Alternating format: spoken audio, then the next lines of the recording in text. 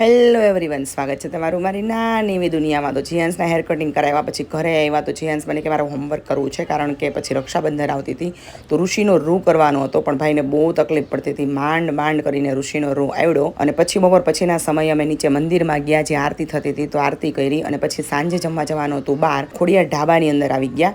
અને જીયાન્સને તો બસ લસરપટ્ટીને આ બધું દેખાય એટલે તો બસ દાદાનું લોહી પી જાય કે મને હિંચકાવો, મને લસરપટ્ટીમાં બેસાડો. ફુવાને કીધું કે ચાલો ઓર્ડર કરો, પણ ફુવા કે ના ના ભાઈ તમે મગાવશો ને ચાલશે. એટલે પછી અમે ઓર્ડર કરી દીધો છે. દેશી આપણું જે ગુજરાતી ખાવાનું હોય. અથાણાના કેટલા બધા અલગ અલગ પ્રકાર હતા. સિંગ હતા, ગોળ હતા. સિંગ ને ગોળ હતો એટલે અમારા જીયાન્સ ને દાદાને બહુ મજા પડી ગઈ. પછી બહારની સાઈડ આવ્યા ને તો બહાર તો એટલું સરસ વાતાવરણ હતું, મતલબ ફઈને ને લોકોને ગમ્યું. અહીંયા અમે બેઠા અને અહીંયા જોયું ને તો તૈયાર અથાણા વેચવા માટે મૂક્યા હતા એ લોકોએ. મતલબ અંદર જો તમને ભાવ્યા હોય તો બહાર આવીને તમે ખરીદી શકો. પછી બહાર જે જમ્પિંગ હતું એટલે જીયાન્સે ભાડ્યું એટલે એમાં ચડી ગયું, મહિનો જમ્પિંગ કરવા. તો આવો હતો અમારો સન્ડે. ખૂબ મજા આવી, ખૂબ એન્જોય કર્યું. તમને જો મારો વ્લોગ ગમ્યો હોય તો પ્લીઝ લાઈક કરજો, શેર કરજો, ચેનલને સબસ્ક્રાઈબ